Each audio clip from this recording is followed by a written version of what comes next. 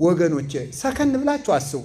ሰውን ሳይሆን ቤተክርስቲያን ተከተሉ። እንዲያ የሚሆነው እኔን ተከተሉኝ ብላችሁ ነበር። እኔን ተከተሉኝ አላልኳችሁ። ቹንም አልፈልግም፣ መዳናችሁን ነው። ቤተክርስቲያናችሁን ብትከተሉ መልካም ነው። እንዲህ እየተቀለደብን ነው። ያቸውን ታውቃቸዋላችሁ። አጋንንት ማስለፍለፍ የመንፈስ ቅዱስ ፍሬ ነው። የሉቃስ ወንጌል ምዕራፍ 10 ምንድን ነው ያሉ? 72 አርድእት ሄዱ፣ ጌታ ላካቸው። እየሮጡ ሲመጡ ምን እያሉ እንደመታውቃላችሁ? ደስ እያላቸው መጡና አጋንንት ገረሩ ለነ በስምከ፣ አጋንንት በስምህ ተገዙልን እያሉ መጡ። ጌታ የመለሰላቸውን ስሙ። ኢትትፈስሑ በዝንቱ፣ በዚህ ደስ አይበላችሁ አላቸው። ባይቱ ተፈስሑሰ እስመ ተጽሕፈ አስማቲኩም በውስተ ሰማያት፣ ደስ ሊላችሁ የሚገባ ስማችሁ በሰማይ ስለተጻፈ ነው። አጋንንትን መግዛት ቁም ነገር አይደለም። አጋንንትን ማንኛውም ክርስቲያን በእምነት ይገዛዋል። ከእግዚአብሔር ሥራ ከራቁልኝ፣ ካፈነገጡልኝ፣ ቁርባን ከራቁልኝ፣ ጸሎት ካቋረጡልኝ፣ ጾም ከጠሉልኝ የኔ ወዳጅ ይሆናሉ ብሏል። እግዚአብሔር ገለጠልኝ፣ እግዚአብሔር አነጋገረኝ ቢል ተመልከቱ። እግዚአብሔር አነጋገረኝ ቢል ራሱን ከፍ የሚያደርግ ከሆነ እርግጠኛ ሆኜ እነግራችኋለሁ የእግዚአብሔር መንፈስ በዚያ ሰው ላይ የለም። ይህንን ለነሱ ጠበቃ የምትቆሙ ተከታዮቻቸው ንገሯቸው እስኪ። ለአባቶቻችሁ ቤተ ክርስቲያን ለሚበጠብጡብን፣ ፎቶአቸውን ለሚያሰግዱ፣ በፎታቸው የሚጸለይላቸውን እስኪ ንገሯቸው። ዱና ለምንድን ነው በፎቶዎት የሚጸለይ በሏቸው እስኪ። አይ ህዝቡ ነው የሚያደርገው እናያቸው እስኪ። መስቀሉን ይዘውታል። መስቀል ይዘው እየባረኩ ነው። የወርቁንም መረዘውታል፣ የብሩንም ይዘውታል። እስቲ ይቀድሱ፣ መጥተው ይቀድሱ። ጎንደር ይምጡና ይቀድሱ። እዚህ ቀድሰው ያቆርቡን። እዚህ አሁን አበራዩ ልጅ ይምጡና እስቲ ይቀድሱ። ሲቆርቡ እናያቸው። ያስቀደሰውን ህዝብ ቅዳሴ ውጭ እየተሸበሸበላቸው መጥተው ነው እኔ ቅዱሱ የሚሉት፣ ሳይቆርቡ ሳይቀድሱ።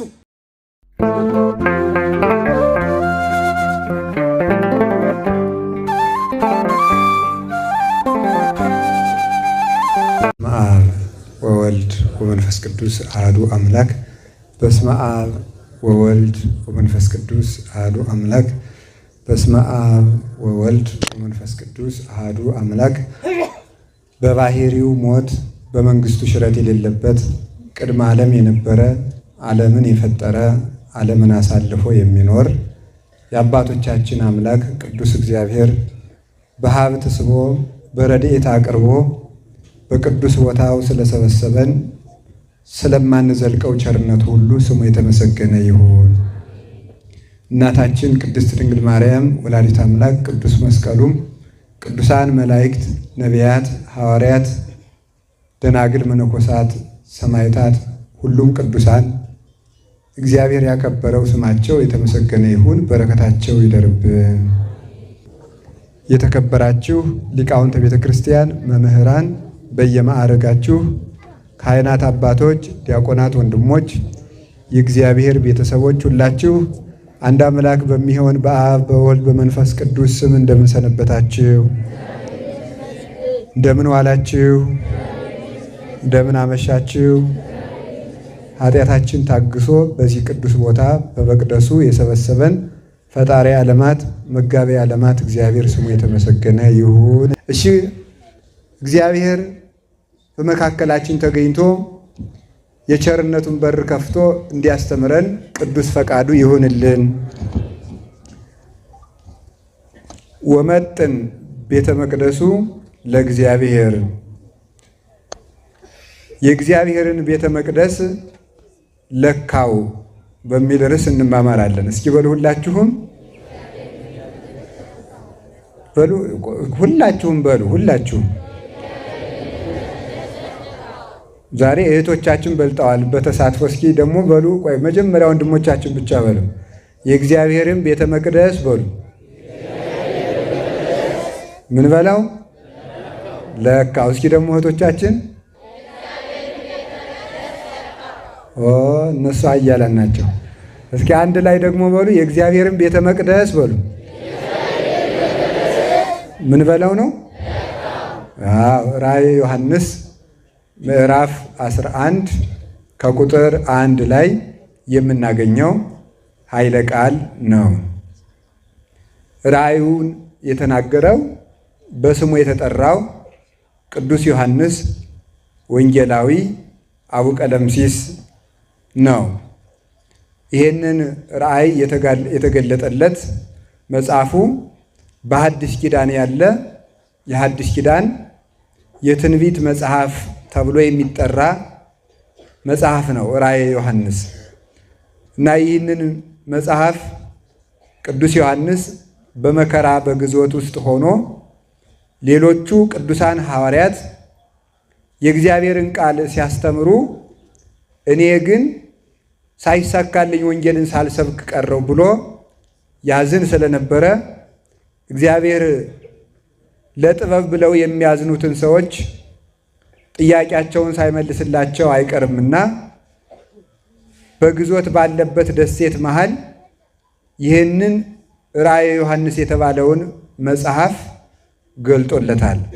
መጽሐፉ ያለፈውን ከዓለም መፈጠር በፊት ያለውን የእግዚአብሔርን አኗኗር አልፋ ኦሜጋ ብሎ ለምሳሌ ራእየ ዮሐንስ ምዕራፍ 1 ቁጥር 8 ላይ እንደምንመለከተው የእግዚአብሔርን መጀመሪያና መጨረሻነት ተናግሮበታል እና ያለፈውንም የሚናገር የሚመጣውንም የሚናገር ከሚመጣው ቀጥሎ የሚመጣውንም የሚናገር ዓለም ሲያልፍ የሚሆነውንም የሚናገር ዓለም ካለፈ በኋላ የሚሆነውንም የሚናገር ከዚያ በኋላ እስከ ዘላለሙ ድረስ ያለውን ሁሉ የሚናገር የትንቢት መጽሐፍ ነው።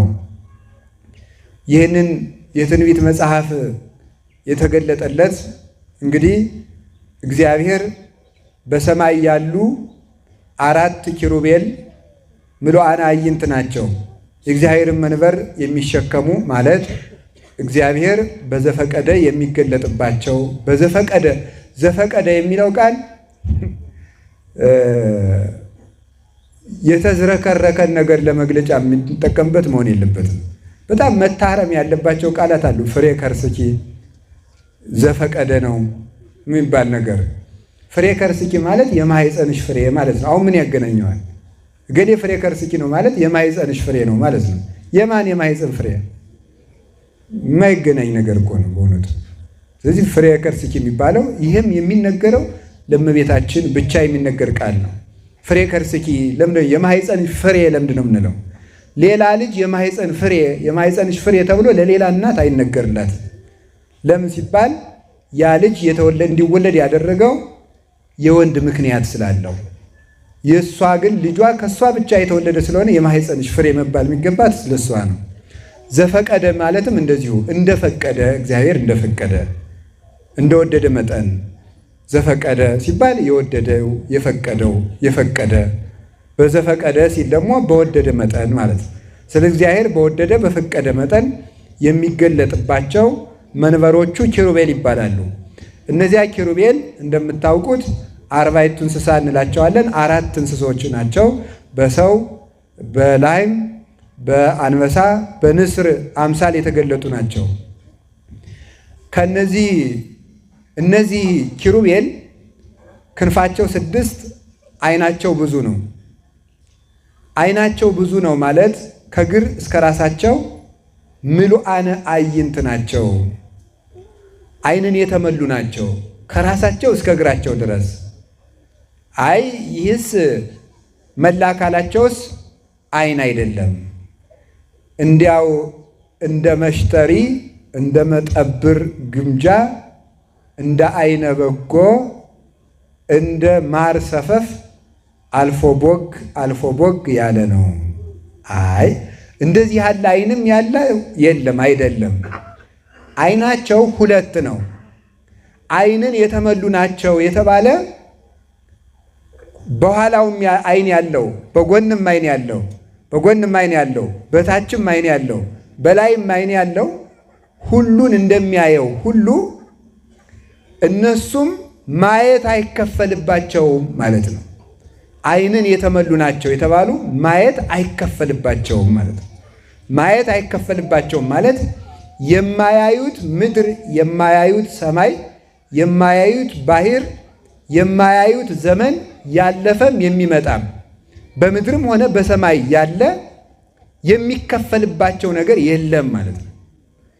ቅዱሳን እነዚህ 4 ኪሩቤል በእግዚአብሔር በ4 ኪሩቤል ላይ በትረ መንግስቱን መንበረ መንግስቱን ዘርግቶ ይኖራል የሚገለጥበትን የእግዚአብሔር የመንግስቱ ወንጌል የተገለጠባቸው 4 ወንጌላውያን በ4 ኪሩቤል ተመስለው ተነግረዋል። እነዚህ 4 ኪሩቤል ወንጌላውያንን የሚወክሉ ናቸው። 4ቱ ወንጌላውያን እነዚያ የእግዚአብሔር የመንግስቱን መንበር ይሸከማሉ። 4ቱ ወንጌላውያን ደግሞ የእግዚአብሔርን የመንግስቱን ወንጌል ተሸክመው በዓለም ዙረዋል።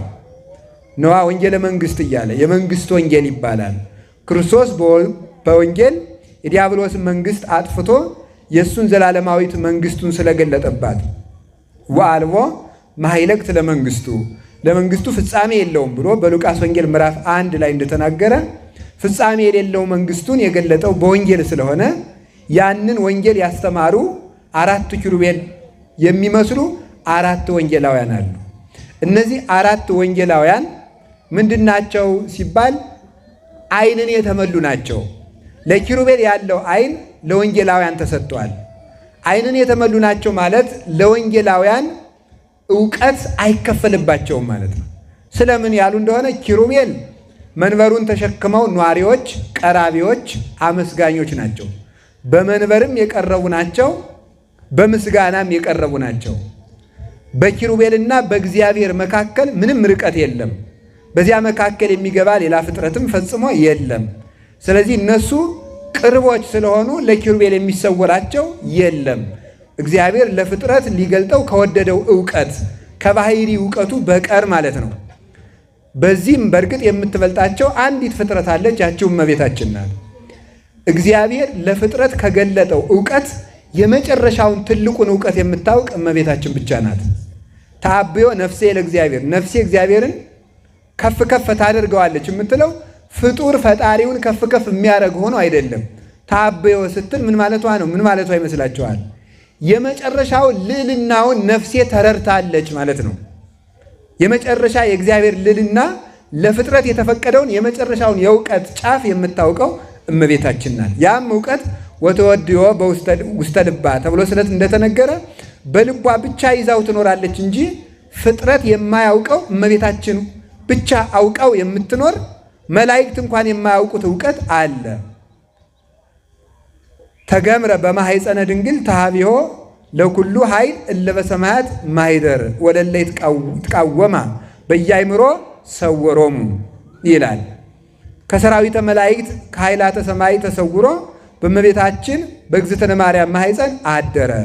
ተቃዋሚ አጋንንትንም ጽንሱን እንዳያውቁ አደረጋቸው። አንድም ብለው አባቶቻችን ወለእለ ይቀውማ ሲል ነው ይሉና በፊቱ በምስጋና ጸንተው የሚኖሩ መላእክት እንኳን ከድንግል ማርያም የመጸነሱን ምስጢር እንዳያውቁ አደረጋቸው። ይህንን እውቀት እሷ ታውቃለች። ከዚያ በታች ግን ከኪሩቤል በታች በቀር ለእግዚአብሔር የሚቀርብ እንደሌለ ከወንጌላውያን በላይ ለእግዚአብሔር የሚቀርብ የለም። በራዕየ ዮሐንስ ምዕራፍ 9 ምዕራፍ 16 ላይ እንደተቀመጠው ወኮነ ወምድረዝ ኮነ አብይ ድልቅልቅ ዘይኮነ እምቅድመዝ ወዘይከውን እምድህረዝ። ከዚህ በፊት ያልተደረገ ከዚህ በኋላም የማይደረግ መብረቅ ብልጭልጭታ ንውጽውጽታ ተደረገ ይላል። ከዚህ በፊት ያልተደረገ እንግዲህም የማይደረግ ንውጽውጽታና መብረቅ ተደረገ ማለት ከዚህ በፊት ያልተሰበከ እንግዲህም የማይሰበክ ስብከተ ሐዋርያት ተደረገ ማለት ነው። ማለት ከሐዋርያት በፊት እንደ ሐዋርያት አድርጎ የሰበከ የለም። ከሐዋርያት በኋላ ደግሞ ሐዋርያት ያልሰበኩት ሌላ ሰው የሚሰብከው ስብከት የለም። ማንም ሊቅ ማንም ቅዱስ ሊቅ ለቅድስና ቢበቃ እንኳን ወደ ሐዋርያት ስብከት ይደርሳል እንጂ ሐዋርያት ያልሰበኩት ለሱ ብቻ የሚገለጥ ዕውቀት ፈጽሞ የለም። እንዲያውም በልበ ሐዋርያት የቀረ ዕውቀት አለ እንጂ እንደምታስታውሱት ዮሐንስ ወንጌል ምዕራፍ 6 ላይ ጌታ 5 እንጀራ 2 ዓሣ አበርክቶ 5000 ሰው ከመገበ በኋላ 12 ቅርጫት ተርፎ ነበረ። 12ቱን ቅርጫት ሰብስቡ ብሎ ጌታ አሰብስቦታል። ይሄ ህዝቡ የበላው አለ። ህዝቡ የበላው ሐዋርያት ያነሱት ደግሞ 12 ቅርጫት አለ። ህዝቡ የበላው የሚባለው ህዝቡ ሁሉ የሚያውቀው ዕውቀት ማለት ነው። ሐዋርያት ግን ያነሱት በቅርጫት የሚባሉት በልበ ሐዋርያት የቀረ ዕውቀት ነው። ዓለሙ በልቶ ሲጠግብ ሐዋርያት በቅርጫት ሰበሰቡ ማለት ዓለም የተማረውን ተምሮ በልበ ሐዋርያት የቀረ ዕውቀት አለ። አንድም ብለው አባቶቻችን በልበ መምህራን የሚቀር ዕውቀት አለ። አያችሁ፣ ህዝቡ የበላው አለ፣ ሐዋርያት የሰበሰቡት አለ። ይሄ ማለት ማንኛውም ህዝብ የሚያውቀው ዕውቀት አለ፣ መምህራን ብቻ የሚያውቁት ዕውቀት አለ። አዲያ ምን ልትሉ ነው? ተዋሰብስብ በሉ ሂዱና ተገኙና ዛን ጊዜ ተገኙ። የለም 12ቱን ቅርጫት እኛ ነዘን ምንድ የማይሆን ነገር ወደ ሐዋርያት የተጠጋ ሰው 12ቱን ቅርጫት መሳተፍ ይችላል። ያችን ለማግኘት ነው ጉባኤ ቤት ያስፈልገችው፣ ትምህርት ቤት ያስፈልገችው። መጽሐፍ ቅዱስን የሚያነበበው ሁሉ የማይገባው፣ መጽሐፍ ቅዱስን የተሰበከ ሁሉ የማይገባው፣ መምህራን ብቻ የሚያውቁት የመጽሐፍ ቅዱስ ምስጢር አለ። ለምን? ህዝቡ የበላውን ህዝቡ ይበላል። አሁን ንስሐ ግቡ። ይሄን አታውቁትም? ታውቃላችሁ? ንገሩኝ እንጂ። ሌብነት መጥፎ ነው ጥሩ ነው? ይሄን ታውቃላችሁ? አታውቁም? ይሄ ህዝቡ የሚበላው እንጀራ ነው። ይሄን ታውቁታላችሁ ማለት ነው። ከዚህ ወደ ላቀ ነገር ግን መውጣት የሚቻለው ጥንተ ቀራቦች ናቸውና ምስጢር አይከፈልባቸውም ይላሉ አባቶቻችን። ከዋለበት ይውላሉ ካደረበት ያድራሉና ምስጢር አይከፈልባቸውም። ተመልከቱ፣ ሁለቱን ነገሮች ነው የሚያመጡት አባቶቻችን። አንደኛ ከዋለበት ይውላሉ ካደረበት ያድራሉ። ምን ማለት ነው? ክርስቶስን መስለው ይውላሉ፣ ቅዱስ ክርስቶስን መስለው ያድራሉና ጥንተ ቀራቦች ናቸውና እግዚአብሔርን በመቅረብ እነሱን የመሰለ ነገር የለም። መደበኞች ናቸው። ሐዋርያት ለማመን መደበኞች ናቸው፣ ለምግባር መደበኞች ናቸው፣ ለሰማዕትነት መደበኞች ናቸው፣ ለንጽህና መደበኞች ናቸው፣ ለክህነት መደበኞች ናቸው፣ ለቁርባን መደበኞች ናቸው፣ ለመንግሥተ ሰማያት መደበኞች ናቸው፣ ለጥምቀት መደበኞች ናቸው፣ ለስብከት መደበኞች ናቸው፣ ለእውቀት መደበኞች ናቸው፣ ለመገለጥ መደበኞች ናቸው፣ እግዚአብሔር ለማወቅ መደበኞች ናቸው። መደበኞች ማለት ጥንተ ተሰላፊዎች ናቸው። በጸጋው መጀመሪያ የተሰለፉ ስለሆነ በመከራውም መጀመሪያ ተሰለፉ። ይህንን ነው ቅዱስ ጳውሎስ ዘር ዘርቶ እሸት የማይበላ ገበሬ ያለ እንዴ ይልና እንግዲያስ ያስተማርኩትን የወንጌልን እሸት መጀመሪያ ልቀምሰው ይገባኛል አለና ህዝቡን ሰማዕት ሁኑ ብዬ ሰብኬ የሰማዕትነትን እሸት መጀመሪያ ቀምሰዋለሁ አለ። ስለዚህ ክርስቶስን ቢቻለኝ በሞቱ መምሰል እፈልጋለሁ ብሎ ይናገራል ማለት ነው። ስለዚህ አባቶቻችን እነዚህ ቅዱሳን ወንጌላውያን ሐዋርያት ምስጢር የማይከፈልባቸው ወዳጆች እንከሳ አለ። ተመልከቱ፣ እይብለክሙ አግብርቴ አላ ይርክቴ ያንቱ። ተመልከቱ፣ እናንተ ከዚህ ወዲያ አላቸው ወዳጆቼ ናችሁ እንጂ ባሮቼ አይደላችሁም። እስመ ኢያእምር ገብር ዘይሬሰዮ እግዚኡ። ባሪያ ጌታው የሚያደርገውን አያውቅም። ምን ያደርገው እንደሆነ ያባረረው እንደሆነ ምን ያደርገው እንደሆነ። እናንተ ግን እንግዲህ ባሪያ አይደላችሁም። ምንድናችኋል? ወዳጆቼ። ምስጢር ለሎሌ አይነገርም፣ ለወዳጅ ነው። ለወዳጅ ነው፣ ለልብ ወዳጅ ነው። እናንተ ሎሌ አይደላችሁም፣ ባሪያ አይደላችሁም፣ ወዳጅ ናችሁ። ምስጢር ይገባችኋል ማለት ነው። ለምን? ከአባቴ በሕልውና ያየሁትን ሁሉ ነግሬያችኋለሁና ብሎ ይናገራል። እነዚህ ቅዱሳን ምስጢር የማይከፈልባቸው ናቸው። ከዚህ የተነሳ እነዚህ አባቶቻችን ቅዱሳን በሰባት አይነት ዕውቀት ያውቃሉ። ሰባቱ ዕውቀት በምድሩ ነው የሰማዩን ማወቅ፣ ካሉበት ዘመን ሁነው የሚመጣውን ዘመን ማወቅ፣ ካሉበት ዘመን ሁነው ያለፈውን ዘመን ማወቅ፣ ካሉበት ዘመን ሁነው ዓለም ሳይፈጠር የነበረውን ማወቅ፣ ካሉበት ዘመን ሁነው ዓለም ከተፈጠረ በኋላ ያለውን ማወቅ፣ በሰማይ ሁነው የምድሩን ማወቅ። እነዚህ ሰባት ዕውቀቶች አሏቸው። ዓይንን የተመሉ ናቸው ማለት ነው። ያዛችሁት? ካላዛችሁት ምን ልታረጉ ነው የምትቀመጡት? ነውር እኮ ነው ይሄ በእውነቱ ማለት ነው። በሉ ንገሩኝ። አሁን ካልነገራችሁኝ ትምህርቱን ማቆም ነው ያለብኝ። ተናገሩ። ሰባቱን ንገሩኝ። አንድ ጊዜ ልድገሙ። ለምንድን ነው እንውዛነ ልብ የምትሆኑት? እንውዛነ ልባል ምን ማለት ነው? ገራገር ማለት ነው አይደል? ነው ገራገር ማለት ነው አይደል? እንዲያ ነው እና ገራገር ሸወድኳችሁ ማለት ነው። ጥሩ ነው። ስለማሰሙኝ መሸወድ እችላለሁ ማለት ነው። ስለዚህ እንውዛነ ልብ ማለት ልበጠፍ ማለት ነው። ልበጠፍ የምትሆኑ ለምንድን ነው? ይሄ ልበጠፍነት ነው። ያዟ። ለምንድን ነው የማትይዙት? በምድሩ ነው የሰማዩን በሉ ይኸው እነሆ ሰማይ ተከፈተ እያለ ይናገራሉ። በሰማይም እንዲህ አለ ሰማይ አየው እናሁ ሪኩ ሰማይ ሐዲሰ ወምድር ሐዳሰ እስመ ሰሰለ ሰማይ ቀዳማዊ ወምድርኒ ቀዳማዊት ብሎ ይናገራል። ስለዚህ አዲስ ሰማይ አዲስ ምድር አየው ይላል። በምድር ነው የሰማዩን ያውቃሉ። ይሄ አንድ እውቀት ነው። ካሉበት ዘመን ሆነው ያሉበትን ዘመን ያውቃሉ። ምን ያለውን ዘመን? ያሉበትን ዘመን። ቅዱስ ጴጥሮስ ባጠገቡ ያለው ሐናንያ በሌላ ቦታ አድርጎት የመጣውን ሳይነግረው እንዳወቀ ማለት ነው። የሐዋርያት ሥራ ምዕራፍ 5 ላይ እንደገና ደግሞ ያሉበት ዘመን ሆነው የሚመጣውን ዘመን ያያሉ። እኔ ካልነገራችሁኝ ቀጥሎ ነግሬያችኋለሁ። ዱላ መቼ ይገባል ቢሉ ይላል መጽሐፋችን፣ ተማሪ የተማረውን ቀለም ሲያጠፋ። እዚህ ያው እንግዲህ ተማሪ ከሆናችሁ መገረፍ አይቀርም። ካሉበት ዘመን ሆነው የሚመጣውን ያያሉ። ምን የሚለውን? ሶስት ስንት ነው ያልኩኝ? ሶስት ነው? አራት ነው? ሶስት ንገሩኝ። አሁን የተናገርኳቸው ምንድን ናቸው? ያሉበትን ዘመን አንድ፣ በምድሩ ነው የሰማዩን ሁለት፣ ሌላስ? ካሉበት ዘመኑ ነው የሚመጣውን ስንት ሆነ? አውጣኝ እግዚአብሔር። እሺ ከዚያ ካሉበት ዘመኑ ነው ያለፈውን ምን ያለውን ስንት ሆነ? አሁን ለምሳሌ ዓለም ሲፈጠር ቅዱስ ሙሴ ነበር አልነበረም? ነበረ። ግን በመጀመሪያ እግዚአብሔር ምን አረገ ይላል? ሰማይና ምድርን ፈጠረ ይላል። ያለፈውን አየ። ስንት ሆነልን? አራት። ልትተባበሩኝ ነው? ከዚያ ደግሞ ተመልከቱ፣ ካሉበት ዘመን ሆነው ዘመን ሳይፈጠር የነበረውን መዝሙር 76 ቁጥር 13 ላይ እግዚአብሔር እሰ ንጉሥ ውእቱም ቅድመ ዓለም ይላል። እግዚአብሔር ከዓለም አስቀድሞ ነበር። ራዕየ ዮሐንስ ምዕራፍ 1 ቁጥር 8 ላይ ስንት ሆነ? 5። እግዚኦ።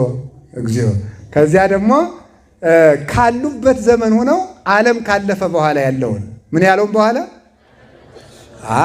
አሁን ራዕየ ዮሐንስ ምዕራፍ 22 ስታዩት መንግሥተ ሰማያት ውስጥ እንዴት እንደምንኖር፣ ምዕራፍ 21 ስትመለከቱ መንግሥተ ሰማያት እንዴት ያለች እንደሆነች እንባ ጠፍቶልን ያለ ሐዘን እንዴት እንደምንኖር ይናገራል። ስንት ነው የሆነው? 6። በሰማይ ሆነው የምድሩን 7። ተመስገን ነው ማለት ነው። በሰማይ ሆነው የምድሩን አሁን አንድ ጊዜ ንገሩኝ። ያሉበትን ዘመን 1 እሺ፣ የሚመጣውን 2 እሺ፣ ያለፈውን 3 እሺ፣ አቤት ዓለም ሳይፈጠር 4 አቤት ዓለም ከተፈጠረ በኋላ ዓለም ካለፈ በኋላ ስንት? 5 እሺ፣ በምድር ሆነው ስንት ሆነ? በሰማይ ሆነው ስንት ሆነ? 7። ይሄ የቅዱሳን እውቀት ነው። የማን እውቀት ነው? በሉ ንገሩኝ እንጂ። የቅዱሳን እውቀት ስንት አረግ ነው? 7። ከዚህ በኋላ የዚህ ሁሉ መክበብ ወይም የዚህ ሁሉ ራስ ማለት ነው የመጨረሻ ትልቁ እውቀት ማን ይሆናል? እግዚአብሔርን ማወቅ። ማንን ማወቅ ነው? እግዚአብሔርን ማወቅ። ዘሰ ይትሜካ ለይትመካ ባይምሮ ወበለበው እግዚአብሔር። የሚመካ ቢኖር እግዚአብሔርን በማወቁ ይመካ ትላለች ሐና አንደኛ ሳሙኤል ምዕራፍ 2 ላይ። የሚመካ ቢኖር እግዚአብሔርን በማወቁ ይመካ። እግዚአብሔርን እንደምን አድርጎ ማወቅ? በአቅም ማወቅ። እሱ የፈቀደውን እውቀት ያህል እንዲያውቁ የመጨረሻ እውቀት ተሰጥቷቸዋል። እግዚአብሔርን ማወቅ የተሰጣቸው ቅድም ባልኩት ጥንተ ቀራቢ በመሆንና በቅድስና በመቅደም ነው። በቅድስና በመቅደም፣ በእውቀት በትምህርት በመቅደም፣ በንጽህና በመቅደም እነዚህ ይህንን ያውቃሉ። ታዲያ እንዲህ ከሆነ ራእየ ዮሐንስ መጽሐፈ መክብብ ምዕራፍ 9 ቁጥር 5 ላይ እንዲህ የሚል ቃል አለ። ሙታን አንዳች አያውቁም ይላል። ማን አልኳችሁ? በሉ እንጂ ሙታን ምን አያውቁም? መጽሐፈ መክብብ ምዕራፍ 9 ቁጥር ሙታች አንዳች አያውቁም ይሉና ስለዚህ የሞቱ ቅዱሳንን ጊዮርጊስ፣ ተክለ ሃይማኖት፣ ገብረ መንፈስ ቅዱስ ብለን ብንጠራቸው አያውቁም ይላሉ። ከሞቱ በኋላ ምክንያቱም ምንድነው ብለናል? ቅድም ግን ምን ብለናል? በሰማይ ሆነው በሉ እንጂ የቱን ያውቃሉ? የምድሩን ያውቃሉ። ሙታን አንዳች አያውቁም ከተባለ የሞቱ ሰዎች እንዴት ያውቃሉ ብለው ይጠይቃሉ። መልሱ በእግዚአብሔር አምነው የሞቱ ሰዎች ሙታን ናቸው ሕያዋን ናቸው? አዎ። የማቴዎስ ወንጌል ምዕራፍ 22:33 ላይ እንዲህ የሚል ቃል አለ። ኢኮነኪ እግዚአብሔር አምላከ ምውታን አላ አምላከ ሕያዋን። እግዚአብሔር የሙታን አምላክ አይደለም የሕያዋን አምላክ እንጂ። እስኪ በሉ እግዚአብሔር በሉ። የምን አምላክ አይደለም? እንግዲያ የምን አምላክ ነው? በጣም ጥሩ። እግዚአብሔር የሙታን አምላክ ካልሆነ በእግዚአብሔር ያመኑ ሰዎች ከሞቱ በኋላ ሙታን ናቸው ሕያዋን? ሕያዋን ናቸው። ታዲያ እንደዚህ ከሆነ ሙታን አንዳች አያውቁም ለምን ተባለ ሲባል በቁሙ የሞተ አንድም ሙታን አጋንንት፣ ሙታነ ሕሊና አጋንንት ምንም አያውቁም ማለት ነው። ሰይጣን አንዳንድ እውቀት አለው። አንዳንድ እውቀቱ ምንድን ነው? ካለበት ቦታ ሁኖ እግዚአብሔር ለመላእክት የሚነግረውን ምክር የመስማት ስልጣን አለው። ለምሳሌ አያድርገውና እግዚአብሔር ይሄ ከተማ በሰኔ ይጠፋል የሚል መቅሰፍት እግዚአብሔር ለመላእክት ቢያዝ ሰይጣን ይሰማል። ኋላ ይህንን ለወዳጆቹ ሹክ ይላቸዋል። ከዚያ ኋላ እየሄደ ምን ያደርጋል መስላችሁ? በሰኔ ተጠንቀቁ፣ በግንቦት ተጠንቀቁ እያለ ማውራት ይጀምራል ማለት ነው። ከዚያ እኛ ያንን ሰው የበቃ ሰው ብለን እንቆጥረዋለን። አሁን ይሄ ቅዱስ እንጦንስ እንደሚናገረው እንደ ቁመተ ረጅም ሰው ነው የሚለው። እንደምን ሰው? ለምሳሌ ይሄንን ህንፃ ና አሁን ተመልከቱ። ይሄ ህፃን የማያየው አለ የለም? አለ የለም? ከሱ በላይ እኔ የማየው አለ የለም? ስለዚህ አሁን እኔ እዚያ ላይ አንድ ሰው ብል በቅቻለሁ? ቅዱስ ነኝ እኔ ማለት ነው? አይደለም። በቁመት ነው። እስቲ በቁመት በሉ። እደግል ልጅ ቁጭ በል። በቁመት ነው። ስለዚህ አጋንንትና ጠንቋይ ሰዎች ወይም ክፉ ሰዎች እንደ ረጅም ሰው ቀድሞ ነገሮችን ርቀት ያለውን ቀድሞ ያያል።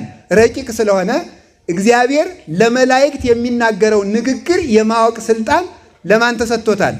ለአጋንንት ተሰጥቶታል። ይህንን ቀድሞ ያውቅና ይናገራል። ለጠንቋይ ለሐሰተኛ ባይታውያን ይዘራዋል። ይህንን ዛሬ እንዲሆናል እንዲሆናል እንዲሆናል ይላል። ኋላ በጣም የሚደንቀኝ ደግሞ ይሄ ነው። ምንድን ነው ስትሉ ቅዱሳን መላእክት ቤተ ክርስቲያን ውስጥ በጣም ብዙ መላእክት አሉ። በግልጽ የሚታወቁት 9 ናቸው። 2ቱ ከበር ላይ እዚያ ደጀ ሰላሙ ላይ በሩ ላይ ያሉ ናቸው። 2ቱ እዚህ ላይ ያሉ፣ እዚህ ዝንቦው ላይ ማለት ነው። 2ቱ ቅኔ ማኅሌት አሉ። 2ቱ ቅድስት፣ 2ቱ መቅደስ። ስንት ሆኑ? 9 መላእክት ይሆናሉ። እነዚህ ከዚያ ከደጅ ያለው ሀገሪቱን ማር ብሎ ወደ እግዚአብሔር ይለምናል። ያ እነዚህ የዚያን ተቀብለው ከቤተ ክርስቲያኑ ዝንቦ ያሉት ይለምናሉ። ከዚህ ያሉት ደግሞ ሲለምኑ የቅኔ ማኅሌት ያሉት እንደ ወረብ እየተቀባበሉ እንደ መልክ እየተቀባበሉ እንደ ዝማሜ እየተቀባበሉ እነዚህ ደግሞ ይጸልዩታል። እነሱ ደግሞ ሲጸልዩ ቅድስት ያሉትም ይጸልያሉ። ቅድስት ያሉት ደግሞ ሲጸልዩ መቅደስ ላይ አንድ መልአክ አለ፣ ያ ይጸልያል። የዚያን ተቀብሎ ቅዱስ ሚካኤል ይጸልያል። ቅዱስ ሚካኤል ሲጸልይ እግዚአብሔር በሊችን ሀገር ምሬያታለሁ ብሎ ምሕረት ይሰጠዋል። ሰይጣን ደግሞ ማት እንጂ ምሕረት የመስማት ስልጣን የለውም። ስለዚህ እግዚአብሔር ምሕረቱን ለሚካኤል ሲነግረው ለሀገሪቱ ምሕረት ሳይታዘዝ ሰይጣን ይቀርና ወሬውን አናፍሶ ይቀራል ማለት ነው። እግዚአብሔር እንዳናፈሰ ያስቀረው ምናምንቴ የሚያወራውን ማት ሁሉ እግዚአብሔር ከንቱ ያስቀርልን። ስለዚህ ለነ ቅዱስ ሚካኤል የሚሰጠውን ምሕረት ለዚህ ነው ዛዳነን እምደ ጸላኢ ዘአልቦ ምሕረት።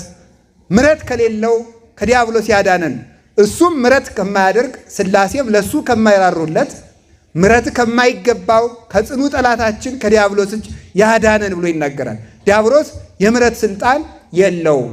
ይሄ የአጋንንት እውቀታቸው ነው። አጋንንት መረጃ ሰብስበው እውቀት ያውቃሉ። ታውቃላችሁ? የተደረገን እውቀት ያውቃሉ። መረጃ ሰብስበውም እውቀት ያውቃሉ። አንደኛ የተደረገን ነገር የተደረገን በሉ። አቤት። ለምሳሌ ባጭር ቃል አሁን ውጭ ሀገር ጦርነት አለ አይደል? ማና ማን የሚባል ሀገር ነው? አሁን እናንተ ታውቃላችሁ፣ በቅታችኋል። የተደረገ ነገር ነው። በምንድን ነው ያወቃችሁት? በመረጃ መስመር ነው ያወቃችሁት። እኛ ተደዋውለን የምናውቅ ከሆነ ሰይጣን ሳይደዋወል ያውቃል አያውቅም? ያውቃል። የተደረገን ነገር ያውቃል። ሰይጣን እኮ ዓይንን ጭፍና አድርጎ ግልጥ እስከሚያደርጉ ድረስ አሜሪካ ደርሶ የመምጣት ፍጥነት አለው። ስለዚህ የተደረገን ነገር ያውቃል። እኔ ስወለድ ሰይጣን መረጃ አለው፣ ሳድግ መረጃ አለው፣ ስቆጣ መረጃ አለው፣ ስተኛ እያየ ነው መረጃ አለው። ፈጣን ነው። ይህ ሁሉ እውቀት ያውቃል። ስለዚህ አንድ ሰው ብድግ ብሎ የበቃ አባት ነው የተወለድ ግንቦት 1 ቀን ነው ቢላችሁ የበቃ አባት እንዳትሉ፣ የተደረገ ነገር ነው። ይሄን ሰይጣንም ያውቃል፣ የቤተሰብ መምሪያም ያውቃል። እንኳን ሌላው እንዲህ ያለ ብቃት አይደለም ይሄ። ስለዚህ ከእንደዚህ ያለ አዋቂ ነን ከሚሉ ነገሮች መጠንቀቅ አለብን። ስለዚህ ሰይጣን የተደረገን ነገር የማወቅ ስልጣን አለው። የልብን ብቻ ነው ማወቅ የማይችለው። ሌላው መረጃ ሰብስቦ ያውቃል። ምን ሰብስቦ ነው ያልኳችሁ? መረጃ ሰብስቦ ሲያውቅ ለምሳሌ ላሳያችሁ። ጌታ አምላክ ነው ወይስ ሰው የሚለውን ሰይጣን ሁልጊዜ ይጠራጠር ነበረ። ይጠራጠር ስለነበረ ምን ያደርገዋል? ቆይ አምላክ ነው ሰው ይሄ ሰው ይልና አሁን ለምሳሌ መላእክት በቤተልሔም ሲከቡት ሰው ነው። ቀረብ ሲል ደግሞ ብርሃኑ ብልጭ ሲል ደግሞ አምላክ ነው ብሎ ደግሞ ይሸሻል። ሲሰደድ ደግሞ ይሄ ሰው ነው ይላል። ደግሞ በግብፅ ጣዖታትን ሲያፈራርስ ደግሞ አምላክ ነው እንዴ ይላል። ደግሞ ኋላ ደግሞ አድጎ ደግሞ ሲጠመቅ ደግሞ ሲያዩ አይስ እንደ አይሁድ አንድ ሰው ነው ይላል። ደግሞ ሰማይ ሲከፈት የአብ ድምፅ ሲሰማ መንፈስ ቅዱስ በርግብ አምሳል ስትወርድ ነድ ለማየ ባሕር ከበቦ ማይኒ ሀበ ሐውር ጸበቦ ባሕር መድረሻ አታ ስትጨነቅ ደግሞ አምላክ ነው እንዴ ይላል። ደግሞ ሊጾም ሄዶ ሲርባው ሰው ነው ይላል። እዛ ደግሞ ሄዶ ከሄደ በኋላ ምን አረገ መሰላቸው? እመሰወል ለእግዚአብሔር አንተ አዝዝ በቃልከ ከመማንቱ አይባል ይኩን ሀብስተ የእግዚአብሔር ልጅ ከሆንክ የሚለው መረጃ ሊሰበስብ ነው። ከሆንክ ነኝ አዎ ወይም አይደለውም ብሎ እንዲመልስለት ነው። ከሆንክ ይሄንን ድንጋይ ዳቦ አድርግ አለው። ነኝም አይደለውምም ሳይል መልስ ምን ብሎ የመለሰለት? ሰው በእንጀራ ብቻ አይኖርም። ያልጠየቀውን ማለት ነው።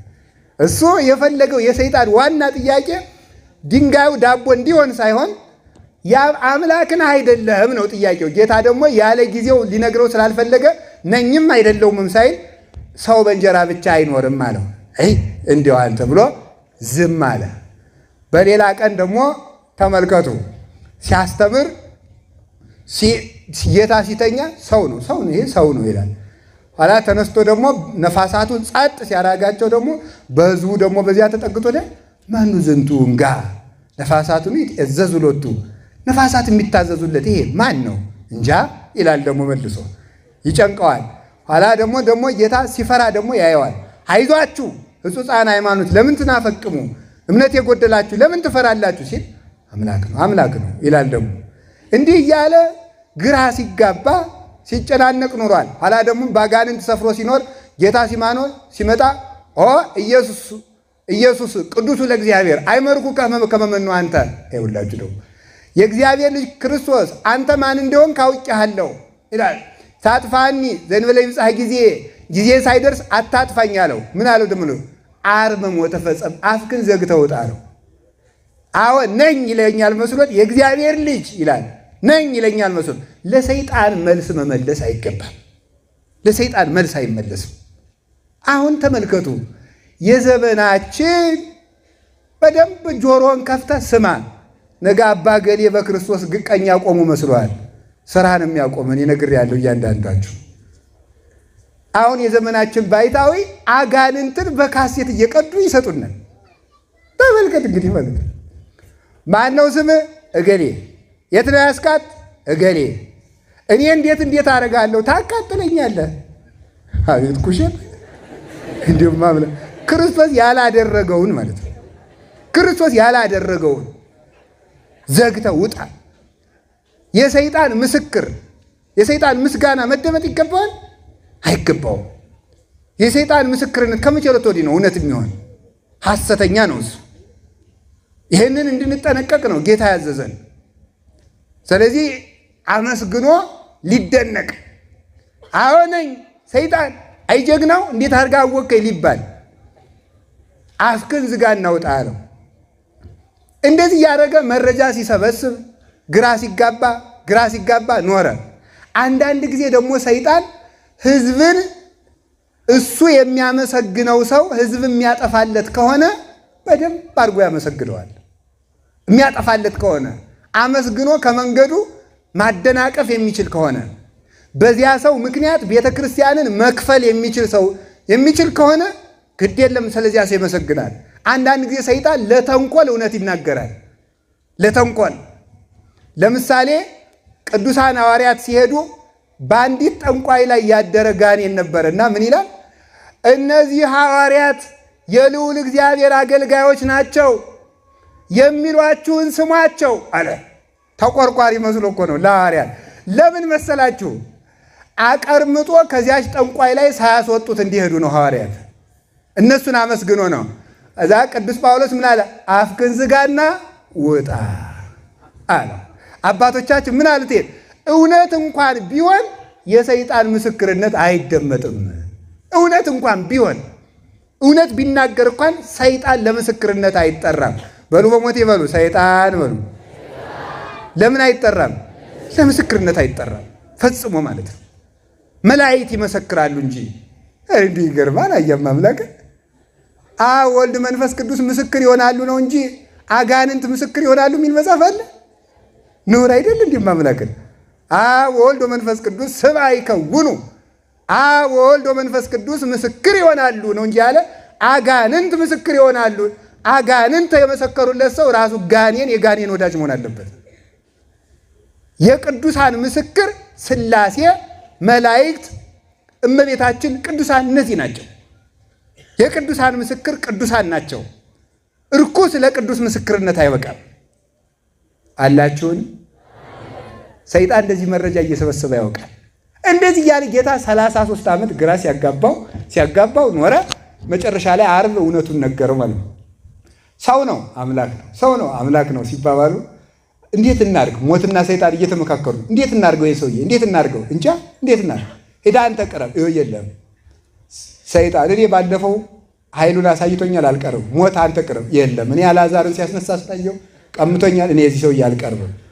ኋላ እንደዚያ ሲሉ አባ አይልፋ ለዛቲ ጽዋ እምኔ አባት ወይ ይችን ጽዋ ከኔ ያሳልፋት ብሎ አውቆ እንደዚህ ሲባባሉ ሲፈሩ አይቶ ይችን አሰማቸው ነው እንዴ? አምላክ መስሎን እኮ ነው። በል ቅረብ። ሰይጣን ነው ሞትን እንደዚህ ያለው ቅረብ አለው። ኋላ ሰይጣን ሞት ሰይጣን ቀረብ ሲል ብርሃነ መለኮቱን ብልጭ ወሬ በላይ ሊው ስነ መለኮቱ ጌትነቱን ብልጭ አደረገበት። ወሬ ኃይላተ ሰማይ ድኑናነ ሰራዊተ መላእክት ከመስቀሉ ስር ለከ ኃይል ለከ ስብሐት ለከ ጽን እያሉ ሲሰግዱ አየ። እኔ ፍጡር መስሎኝ እኮ ነው። መኖቱ ዝንቱ ሸሻ ሲል የት ትሄዳለህ? ይሄ ነው ቅዱስ ጳውሎስ ቆላሲስ ምዕራፍ 2 ላይ በመስቀሉ ጠርቆ ከመንገድ አውጥቶታል የሚለው ይሄንን ነው። ለሰይጣን ምን ጎዳና አለው? ስህተቱ ነው እንጂ ምን ጎዳና አለው ይላል አባቶቻችን። ተመልከቱ ስህተቱ። እግዚአብሔር 10 ሕግ ሲሰራ ለሰይጣንም 10 ሕግ አለው። እግዚአብሔር አትስረቅ ሲል ሰይጣን ለሰይጣን እንኳ 10 ትእዛዛት አሉት። 6 ቃላተ ወንጌል ለሱም አሉት። አትቆጡ ሲል ተቆጡ ይላል። ከዚያ እግዚአብሔር ነፃ ወጣን ማለት ነው። ከዚያ ነፃ ወጣን፣ ቸነከረው ሳይገልጥ። ስለዚህ ለሰይጣን ሰይጣን መረጃ ሰብስቦ እውቀት ያውቃል። ሰይጣን በእኛ ክርስቶስ መኖሩንና አለመኖሩን በምን እንደሚያውቅ ታውቃላችሁ? ሰውየው አለበት ክርስቶስ አብሮት ነው ብቻውን ነው የሰውየው ማወቅ ሲፈልግ አብሮ ይውልና ሲቆጣ ሲያየው ብቻህን በል። ምክንያቱም ከቁጡ ሰው ጋር ክርስቶስ የለም። ሲቆጣ ሲያየው አንተ ብቻህን ብሎ መጥቶ ይሰፍርበታል ማለት ነው። ሰይጣን መረጃ ሰብስቦ ተከታትሎ እውቀት ያውቃል። ቅዱሳን ግን በንጽህና በቅድስና ሆነው በትህትና ሆነው ምን ያደርጋሉ? እግዚአብሔርን ያውቃሉ። የቅዱሳን አባቶቻችን በረከታቸው ይደርብን። ይህንን እውቀት የሚያበቁት አይምሮ ጠባያቸውን ተጠቅመው ተምረው ከዚያ በኋላ ደግሞ የተማሩትን ሰርተው የሰሩትን ደግሞ ምናል ግብር ገብተው መጨረሻ ላይ እውቀት ወይም ርዕይ የምትባለውን እውቀት ወይም አይምሮ መንፈሳዊውን ያውቃሉ። መጀመሪያ ያልተቋረጠችውን በ12ቱ ቅርጫት የተሰበሰበችውን ሐዋርያዊት ዕውቀት ተመትሮ የሌለባትን ዕውቀት ከማን ከሐዋርያዊት ጉባኤ ትምህርት ቤት ገብቶ ይማራል። ያችን የተማራትን ደግሞ እንደገና ይሰራት ዘንድ ወደ ገዳም ይላካል። እንደ ቅዱስ ቄርሎስ ያችን የተማር ቅዱስ ቄርሎስ በ5 ዓመቱ ትምህርት ቤት በገባ ብሉይ ሐዲስ አጥንቶ ሲጨርስ ከዚያ ወደ ገዳም ተላከ። የተማርከውን ይኸው ተብሎ ሄደ። ወጣንያንን በለጠ፣ ማይከላውያንን በለጠ፣ ፍጹማንን በለጠ። በደመና የሚሽከረከሩትን በነፋስ ክንፍ የሚበሩትን ሁሉ በቅድስና በለጣቸው። እንግዲህ አስተምር ተባለ፣ አስተማረ። አሁን እኮ ሰው ጠፍቶም አይደለም ብቻ እንደው እዚሁ አብረን እንሳሳል ብለን ነው እንጂ እኮ እናንተን ለማስተማር የምንበቃ ሰዎች አይደለንም። ትምህርት ማስተማር የሚችል ሰው እንዲህ ይሄን ደረጃ አልፎ ነው። አሁን ግን ከመንደር የተነሳ ሁሉ ሰራይ መጋቢ ለቤተ ክርስቲያን ሆኗል። አሁን እያንዳንዱ ሰው ሲኖዶስ መሆን ነው የቀረው። ከእንዲህ ያለ ዕውቀት መጠንቀቅ አለብን። ሐዋርያዊ ዕውቀት የሚገኘው በሐዋርያዊ ጉባኤ ነው፣ በሐዋርያዊት ቤተ ክርስቲያን ነው፣ በሐዋርያዊ ትውፊት ነው፣ በሐዋርያዊ ክህነት ነው፣ በሐዋርያዊ ስርዓት ነው፣ በሐዋርያዊ ቁርባን ነው፣ በሐዋርያዊ ኑሮ ነው፣ በትውፊት ነው እንዲህ ያለው ዕውቀት የሚገኘው። አፈንግጦ መጽሐፍ ቅዱስን ዝም ብሎ ይዞ በመሮጥ ዕውቀት ሊገኝ ፈጽሞ አይችልም። ይህ የሚገኘው በትህትና ነው። ዕውቀት የሚገባው ትህትና ባለበት በር ነው። በትዕቢት በኩል ድንቁርና ሲገባ፣ በትህትና በኩል ዕውቀት ገባ። ዕውቀት ይሏቸዋል፣ አይምሮ ይሏቸዋል፣ ጥበብ ይሏቸዋል። ባነው ክርስቶስ አይደለም እንዴ? ጥበብ እኮ ክርስቶስ ነው። ጥበብ እሰ መድኃኒ ነው ውእቱ አለ ሊቁ። ጥበብ ሌላ ማን ነው? ጥበብ እኮ ክርስቶስ ነው። መድኃኒታችን ክርስቶስ ነው። ጥበብ ክርስቶስ ከሆነ፣ ዕውቀት ክርስቶስ ከሆነ፣ አይምሮ ክርስቶስ ከሆነ ዕውቀት የሚመጣው በምንድን ነው? በትህትና ነው። በትህትና ነው። ድንቁርና ወደዚህ ዓለም የገባው በምንድን ነው? በትዕቢት ነው። ሞትም የሚገባው በገባበት በር ነው የሚወጣው። ድንቁርናም የሚወጣው በገባበት በር ነው። በትዕቢት ከገባ ሞትን ማስወጣት ያለብን በትህትና ነው። ድንቁርና በትዕቢት ከመጣ መውጣት ያለበት በትህትና ነው። በድንቁርና ዕውቀት ወይም መሸሽ የጀመረው ድንቁርና ወደዚህ ዓለም መግባት የጀመረው በሔዋንና በአዳም ትዕቢት ነው። በትዕቢት ድንቁርና ወደዚህ ዓለም ገባ። ሰዎችም የቆረጡትን እንጨት እንደውም ኢሳይያስ እንደሚናገረው እንደ ይገርማል። ሰው ግማሹን ፈልጦ ይሞቀዋል አለ። ግማሹን ፈልጦ ይሞቀዋል፣ ግማሹን ስጋ ጠብሶ ይበላበታል፣ ግማሹን አልጋ ሰርቶ ይተኛበታል፣ ግማሹን ጠርቦ አቆሞ አምላኬ ነው ብሎ ይሰግድለታል። ከዚህ በላይ ጅልነት አለ እንዴ? ሲያነደው የሚነደውን ሲጠራው የማይሰማውን አምላክ አደረገው። ለምን? ድንቁርና። ድንቁርናን ማን አመጣው? ትዕቢት። ትዕቢት። ሞት ወደዚህ ዓለም የገባው በትዕቢት ነው፣ የወጣው በትህትና ነው። ሔዋን አምላክ እሆናለሁ ስትል ድንቁርና ገባ። ድንግል ማርያም የአምላክ እናት መሆን እንዴት ይቻለኛል ስትል ዕውቀት ወደዚህ ዓለም ገባ። በትህትና ነው ጥበብ የገባው። ጥበብ ክርስቶስ በድንግል ማርያም ጆሮ የገባው በምንድን ነው ካላችሁ፣ ትህትናዋን በር አድርጎ ነው። በትዕቢት በር ዕውቀት አይገባም። ማንም ሰው እግዚአብሔር ተገለጠልኝ፣ እግዚአብሔር ገለጠልኝ፣ እግዚአብሔር አነጋገረኝ ቢል ተመልከቱ። እግዚአብሔር አነጋገረኝ ቢል ራሱን ከፍ የሚያደርግ ከሆነ እርግጠኛ ሆኜ እነግራችኋለሁ የእግዚአብሔር መንፈስ በዚያ ሰው ላይ የለም። አላችሁ? እስቲ ዋቸው ዘመናችን ላይ ያሉትን የሚነሱትን ቤተክርስቲያን ተው እናንተ ሰዎች፣ እኔ በሞቴ ይዣቸዋለሁ። እኔ እውነቴን ነው። እኔ ብናስተውል ይሻላል። ማንም መንደረኛ አይንዳችሁ። ደግሞ ብድግ ብላችሁ ማንን እንከተል? ዮኳይ ድረስ ነው እናንተ ማንን ተከተሉ ተባለት? ቤተክርስቲያንን አትከተሉ? ጉባኤ ቤት የተማረ ሰው ጉባኤ ቤት የሚያስተምረውን በሐዋርያት ጉባኤ ቤት የተተረጎመውን ያን የሚያስተምር ተከተሉ። ተገለጠልኝ የሚል ሰው ግን ችግር አለበት። አሁን አንድ ጊዜ አንድ ሰውዬ የዛሬ ስንት ዓመት ነው ደውለው እንደዚህ ያለ ከተማ ሆኜንም ደውላሉ እና ምን ሆነው ነው ስላቸው ኤልያስ መጥቷል አሉ። ምን አርግ ብሎ ነው አልኳቸው። ዲውቆይ ድረስ ነው እና ኤልያስ መጥቷል ቤተ ክርስቲያን ሊያስተካክል። ምን ሊያደርግ ነው የመጣው? ክርስቶስ ቁረቡ ኤልያስ አትቁረቡ ሊል ነው የሚመጣ። ወራይ ድረስ ነው እና ክርስቶስ ንስሐ ግቡ አለ፣ ኤልያስ አትግቡ ነው የሚለው እንዴ? ክርስቶስ ሐዋርያዊ ቤተ ክርስቲያንን ተከተሉ አለ፣ ኤልያስ አትከተሉ ነው የሚል። እንዲህ ያለ ኤልያስ አናውቅ። እንዲህ ያለ መገለጥ አናውቅ። ራስን ከቅዱሳን ጋር የሚያስተካክል መንፈስ የእግዚአብሔር መንፈስ አይደለም። የእግዚአብሔር መንፈስ አይደለም። የእግዚአብሔር መንፈስ ትሕትና ነው። ሞት በገባበት በር ወጣ ይላሉ ሐዋርያት በፈውስ መንፈሳዊ መጽሐፋቸው። ሞት በሉ እስኪ በገባበት በር ምን አለ? ድንቁርናስ? ድንቁርና በሉ እንጂ በገባበት በር ምን አለ? ምን አላችሁኝ? ሞት በምን በር ገባ? በትዕቢት በሉ እንጂ። ትሕትና በምን በር ወጣ? በትሕትና። የመጀመሪያይቱ ሴት አምላክ እሆናለሁ ስትል፣ ሁለተኛይቱ ሴት ድንግል ማርያም ግን የአምላክ እናት ትሆኛለች፣ እንዴት ይቻለኛል? በዚህ ትሕትና ገባ። አዳም አምላክ እሆናለሁ አለ፣ በዚህ ድንቁርና ገባ። ክርስቶስ ሰው እሆናለሁ ብሎ ዝቅ ብሎ መጣ፣ በዚህ ጥበብ ገባ። በዚህ ሕይወት መጣ። በትሕትና በር ነው እውቀት የገባው። የእግዚአብሔርን እውቀት ያላዙ ሰዎች ምልክታቸው ትዕቢት ነው። ከእግዚአብሔር ያልተነሱ ሰዎች ምልክታቸው ትዕቢት ነው። ስለ ራሳቸው ማውራት፣ ራሳቸውን ይነቅፈኛል ብለው የሚያስቡትን ሰዎች ማሳደድ፣ ሰራዊት ማደራጀት፣ ሕዝቡን መቀስቀስ፣ ከእግዚአብሔር ክብር ይልቅ የራሳቸውን ክብር ማስበለጥ፣ ቤተ ክርስቲያንን በእነሱ ክብር ምክንያት መክፈል፣ እንዲህ ያለ አድማ የሚፈጥሩ የእግዚአብሔር ሰዎች አይደሉም። ከቃሉ ጋር ናችሁ? እስቲ አሁን አቡነ ተክለ ሃይማኖትን አቡነ ተክለ ሃይማኖት በሉ። ቆይ አሁን ስለሳቸው ትንሽ ነገር ልንገራችሁ። ዛሬ ተክለ ሃይማኖት አይደሉም? ከነቢያት ጋር ነቢይ ናቸው፣ የሚመጣውን ያለፈውትን ያውቃሉ። ከሐዋርያት ጋር ሐዋርያ ናቸው፣ ይሰብካሉና። ከሰማይታት ጋር ሰማይት ናቸው፣ ተገርፈዋል፣ መከራ ተቀብለዋል፣ 40 ክንድ ገደል ተወርውረዋልና። ከባይታዊ ጋር ህዱእ ናቸው፣ ታጋሲ፣ በዓት የሚያጸኑ ጽኑ ባይታዊ ናቸው።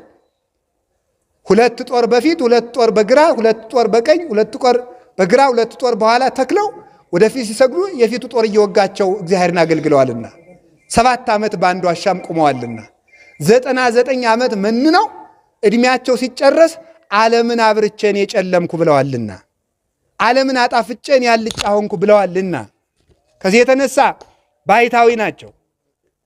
ቅዱስ መነኩሴ ናቸው።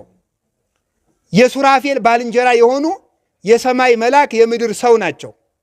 የምንኩስናን ትርጉም በሚገባ ያሳዩን አቡነ ተክለ ሃይማኖት ናቸው። መነኩሴ ማለት ምን ማለት ነው? እስመ መነኮስ መልአክ ሰማያዊ፣ ተመልከቱ፣ መልአክ ምድራዊ ወሰብ ሰማያዊ። መነኩሴ ማለት የሰማይ ሰው የምድር መልአክ ማለት ነው። የሰማይ ሰው የምድር መልአክ። ስለዚህ እሳቸው ከሱራፌል ጋር ያጠኑ ናቸው። ከጸሐፊያን ጋር ጸሐፊ ናቸው። ከሚፈውሱት ጋር ፈውሰዋል። ከሊቃውንት ጋር ሊቅ ናቸው። ይህንን ሁሉ ብለው ምን እንዳሉ ታውቃላችሁ? አልጫ ነኝ። እስኪ በሉ ሁላችሁ ምን አሉ? ይህን ሁሉ አድርገው ጨለማ ነኝ። ምንድን ነው ያሉት? ብርሃን ነህ እያላቸው እግዚአብሔር ጨለማ ነኝ ነው ያሉት። የዛሬዎቹ ወዴት ነው ያመጡት እናንተ? የወዴት እንክርዳዶች ናቸው። ጊዮርጊስ 7 ዓመት የተጋደለ እኔ 30 ዓመት ነኝ እያሉ የሚኳሹ እነዚህ አጋንንት ልጆች ናቸው በእውነቱ ማለት ነው። አቡነ ሐራ ድንግል አንድ ወረዳ ነው ያቀኑ፣ እኔ ዓለምና ያጠመኩ የሚሉ እነዚህ የማን ቡችሎች ናቸው? የዲያብሎስ ቡችሎች እኮ ናቸው እነዚህ። እኔ ቅዱስ ነኝ የሚሉ ስለ ራሳቸው ሰራዊት አደራቸው የሚቀሰቅሱ አምጽኡ ለእግዚአብሔር ክብረ ወስብሐተ እንበላቸው እንጂ እነዚህ ሰዎች ተው እናንተ ሰዎች የእግዚአብሔርን ክብር አትውሰዱ። አምጡ አምጡ በሉ፣ አምጡ በሉ። የቅዱሳንን ክብር እንዴት ይወስዳሉ? ማን ነው እንደዚህ ያለ? ቅዱስ ጳውሎስ ምንድን ያለ? ጭንጋፍ ነኝ። እስኪ በሉ በሞቴ። ቅዱስ ዳዊት ምንድን ያለ? ትል ነኝ። እስኪ በሉ ተመልከቱ፣ ተመልከቱ ማምላክ። አብርሃም ምንድን ያለ? አመድ ነኝ። ምንድን ነው ያለ? አመድ ነኝ ነው ያለ በእውነቱ ማለት። ጌታሳ ምንድን ያለ? የሚገባችሁን ሰርታችሁ ስትጨርሱ እኔ የማልጠቅም ባሪያ ነኝ በሉ አለ። አሬ ይገርማል። የሚገባችሁን በሉ ሰርታችሁ ስትጨርሱ ምን በሉ ነው ያለ? አቤት የማልጠቅም በሉ እንጂ ምንድነው ይበሉ አለ። የዛሬዎቹ ደግሞ ምንድነው? ዓለምን የምጠቅም ነኝ፣ ሳልሞት ተጠቀሙብኝ፣ ማክሰኞ የፈውስ ቀን አለኝ አደራ እንድትገኙ፣ ረቡዕ እንዳትታጡ፣ እንዲህ የሚሉን ናቸው እንግዲህ ማለት ነው። በዚህ ይሄንን በመናገራችን የሚደርስብንን ማስፈራሪያ እግዚአብሔር ያውቀዋል። ነገ የሚታሰር ምላስ ነው፣ እየተናገርን እንሞታለን።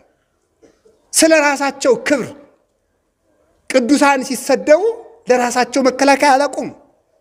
እውነተኛ ያለመሆናቸው ምልክት ይሄ ነው። አንዳንዱ ደግሞ ምን እንደሚል ታውቃላችሁ? ከፍሬያቸው ታውቋቸዋላችሁ እኮ ተብሏል። ይሄ ጥቅስ መከራው አትጥቀሱኝ አይል። ከፍሬያቸው በሉ ይሄን ጥቅስ ተናገሩት። አሁን ተርጉማታለን እንጂ ከፍሬያቸው በሉ ምን ትሏቸዋላችሁ?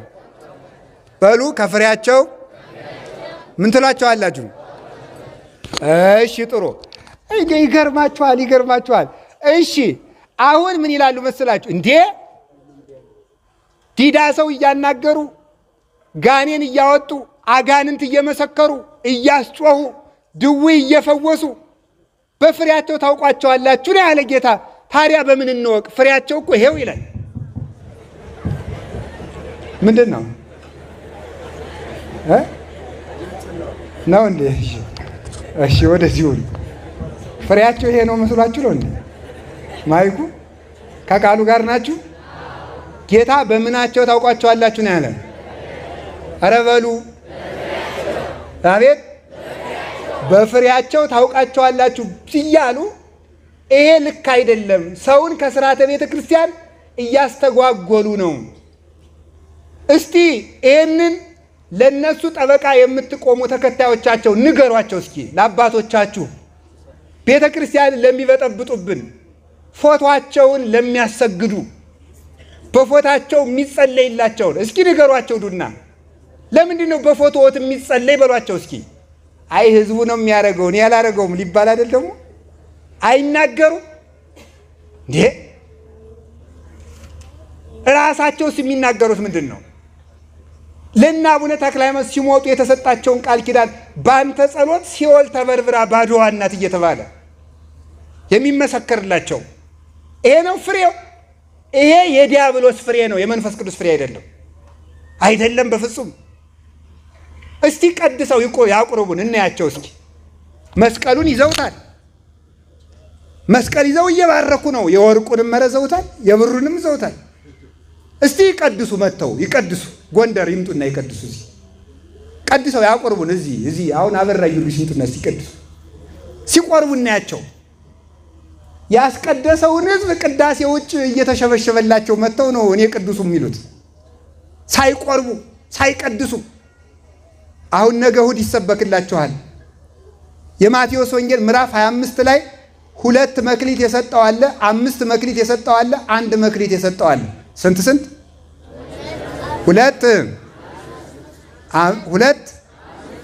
5 2 መክሊት የተሰጠው የተባለ ቄስ ነው። ማን ነው? አሁን እኔ ስንት መክሊት ተሰጥቶኛ? ማን ነው? 2 በእግዚአብሔር ቸርነት። ምንና ምን ናቸው? ማስተማርና ቀድሶ ማቁረብ።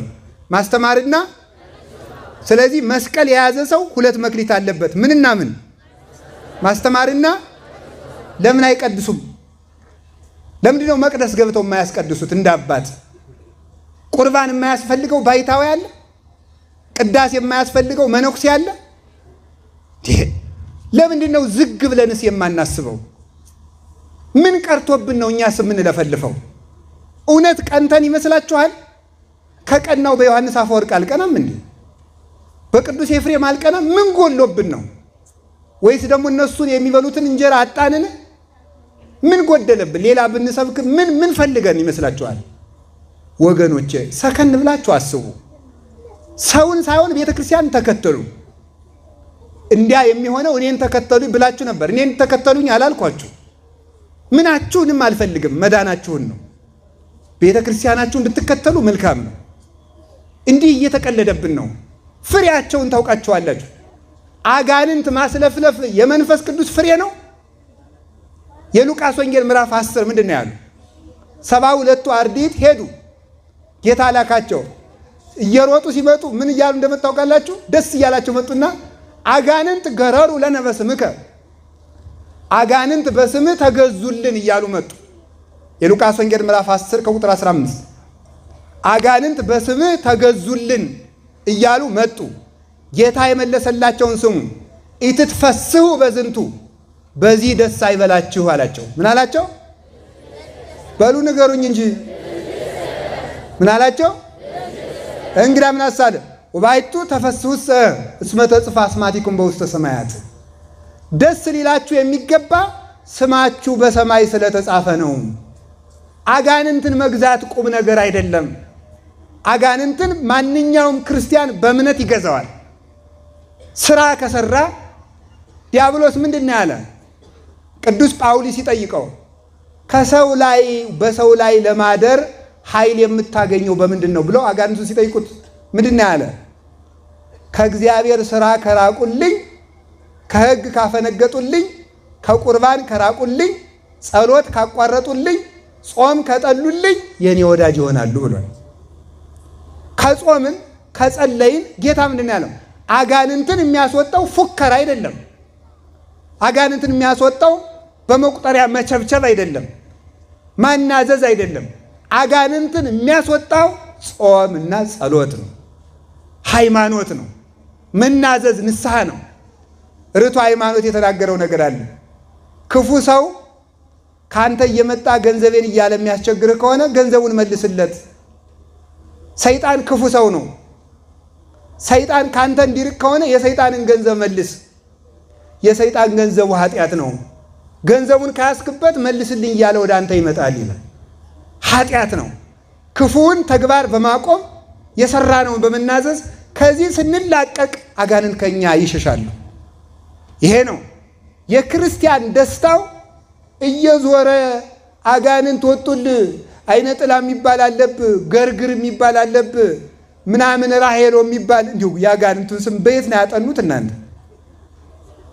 በብሉይ በሐዲስ በሊቃውንት በመነኮሳት በገድለ ቅዱሳን እንኳን እኮ የለም። እነሱ የሚጠሯቸው አጋንንት አይነ ጥላ ገርግር እያሉ መጽሐፍ እየጻፉ ትገዛላችሁ። ምን ታረጉ? እንደ ጎርፍ ይነዷችኋል። የአይነ ጥላ መድኃኒት እያለ ይሸጥላችኋል። ያንን ትገዛላችሁ። እንግዲያ መጽሐፍ ቅዱስንም አታነቡም። የቅዱሳን ሊቃውንትን መጽሐፍት ስንክሳሩንም አናነብም። ስለዚህ ወገኖች ብናስታውል ይገባናል። ከፍሬያቸው ያለ ምንድን ነው? ጋኔን ማውጣት ነው? አይደለም። ፍሬ ያለው ምንድን ነው? የመንፈስ ቅዱስ ፍሬዎች የሚባሉት ገላትያ ምዕራፍ 5 ቁጥር 19 ያሉት ናቸው። ፍቅር፣ እስኪ በሉ እንጂ የዋሃት፣ ቸርነት፣ ትህትና፣ እነዚህ የምን ፍሬዎች ናቸው? ስለዚህ የኛ አባቶች የሆኑትን በምናቸው እናውቃቸዋለን? በምን አላችሁኝ? ፍሬያቸው ምንድን ነው? ፍቅር በሉ እንጂ። ሌላስ የዋሃት። እዚያ ያሉላችሁ ሂዳችሁ 9 ናቸው። እነዚህን ዘርዝራችሁ እውቋቸው። የዋህ መሆን ማለት በማንም ሰው አለመቀየም ነው። ስሟቸው እስኪ እነዚህ ምንድን አላቸው? ጠላቶቼ በዝተዋል፣ ጠላቶቼን ገና በጸሎቴ ቆራርጣቸዋለሁ ይላሉ። ይሄ ነው ፍሬው። ትሕትናው የት አለ? እኔ ቅዱስ ነኝ፣ እኔ የሥላሴ ባሪያ አንገበግባለሁ አጋንንቱን። እና አቡነ ተክለ ሃይማኖት ግን እኔ ያላቃጠልኩህም አበምኔቱን ያቃጠለህ በጸሎቱ ነበር የሚሉት። እሳቸው እያቃጠሉ ማለት ነው። ፍሬ ማለት ይሄ ነው። የመንፈስ ቅዱስ ፍሬው ትሕትና ነው። የመንፈስ ቅዱስ ፍሬው አኮቴትን፣ ነቀፋን በአግባቡ መቀበል ነው። እነዚህ እኮ ተሰድበናል፣ እገሌ የሚባል ሰው ሰድቦኛል፣ ግደሉልኝ የሚሉ ሰዎች እኮ ናቸው። ይሄ ነው ፍሬው። ፍቅር እንደሌላቸው፣ ትሕትና እንደሌላቸው፣ ደግነት እንደሌላቸው፣ መንፈስ ቅዱስ እንደሌለባቸውማ ክብራቸው ሲነካ ያዙ ይልቀቁኝ በማለታቸው ይታወቃል። ለምሳሌ ልንገራችሁ። አንድ መነኩሴ ነበረ አላችሁ። በቅቻለሁ አለ። ምንድን አለ? በቅቻለሁ። በጣም ጥሩ። እና በቅቻለሁ እያለ አስቸገረ። አላ አንድ አባ አጋቶን ጠራውና አንተ አቤት በቅተሃል? አዎ። እሺ ወርቅ በጠጠር በድስት ብታገኝ ምን ታደርጋለህ? ላለማንሳት እሞክራለሁ። እሺ ከዚያ ሴት አብራ ብታድር ወይም አብራ ብታድር ምን ታደርጋለህ? መመኘቱን አላቆምም፣ ግን ያው እሷ ጋር ኃጢአት ላለማስራት ትግል አደርጋለሁ አለ። መነኩሴ ነው። እዛ ሰደውት፣ ወልጭ አድርገው ሰደውት። ተቆጣ። አንተ አሉት ላዩን ቀለም ተቀብተ ውስጡን ሌባ የዘረፈው ቤት ትመስላለህ አሉት። ባፍ ነው የበቃህ ማለት ነው። የበቃህ ባፍ ነው፣ በተግባር አልበቃህም ማለት ነው። ነቀፋን የማይቀበል ሰው፣ ለራሱ ክብር የሚኖር ሰው፣ ደጋፊዎቹን ለሱ ክብር እንዲሞቱ የሚያደርግ ሰው የእግዚአብሔር አይደለም። ሲጀመር ሰባኪ፣ መነኩሴ፣ ባይታዊ የግሉ ደጋፊ አያበጅም። ሰዎችን የክርስቶስ ተከታይ ያደርጋል እንጂ የእሱ ተከታይ አያደርግም። ልብ ብላችሁ ስሙ። ከዮሐንስ መጥምቅ የበለጠ አለ? ዮሐንስ መጥምቅ ምንድነው ያደረገ? አዎ ህዝቡ ምንድነው ያለ? ነዋ በግው ለእግዚአብሔር ዘያትት ኃጢአት ዓለም፣ የዓለምን ኃጢአት የሚያስወግድ የእግዚአብሔር በግ ይኸውላችሁ አለ። ክርስቶስን ለእሷ ተመስገን እንቲአየሰ ተሰልጠት ወእንቲአሁሰ ትበዝህ፣ የእኔ ጸጋ የእኔ ደስታ አበቃች፣ የእሱ ትበዛለች።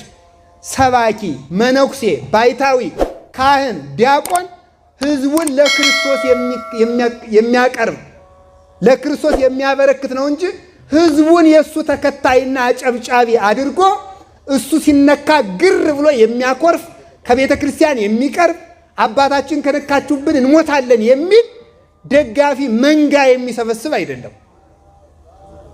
አላችሁ እንዴ? አላችሁ? የመንፈስ ፍሬዎች ምንድን ናቸው? እስኪ ንገሩኝ። አቤት። ሌላስ? ከዚያስ? እሺ፣ ቸርነት፣ ንጽህና፣ በጎነት፣ እነዚህ ሁሉ ነገሮች የመንፈስ ቅዱስ ፍሬዎች ናቸው። ስለዚህ ጌታ በፍሬያቸው ታውቃላችሁ ያለ ሃይማኖት ዛፍ ነው። ሃይማኖት ዛፍ ነው።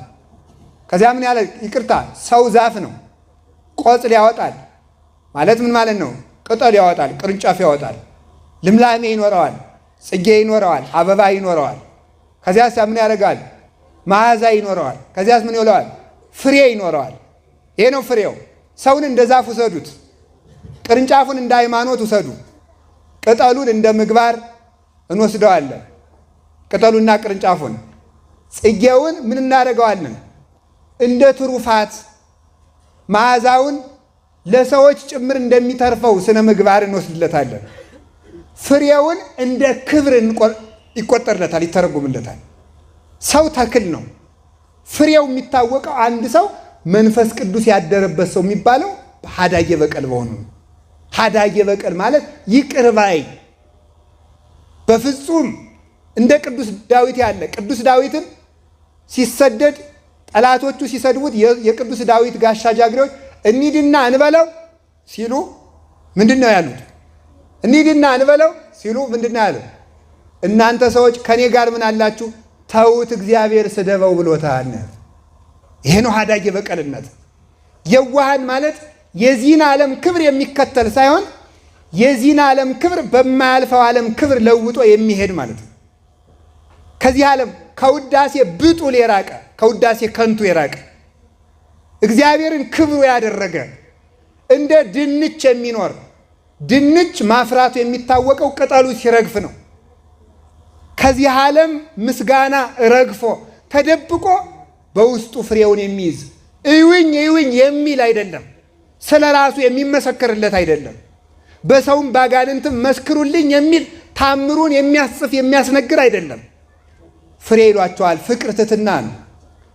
ዛሬ ራስን ጭራሽ ከቅዱሳን ጋር ማስተካከል። ሰይጣን እስከዚህ በላይ ምን አደረገ? ሰይጣንም እግዚአብሔር ጋር እኩል ነኝ አለ። የዛሬዎቹ ደግሞ ከቅዱሳን ጋር እኩል ነን አሉ። እግዚአብሔር ከእንዲህ ያለ ነገር ይጠብቀን፣ አይምሮውን እውቀቱን ያድለን። የጀመርነውን ርዕስ አልነካነውም፣ ነገ እንማመራለን። ወስብሐት ለእግዚአብሔር ወለወላዲቱ ድንግል ወለመስቀሉ ይቆየን።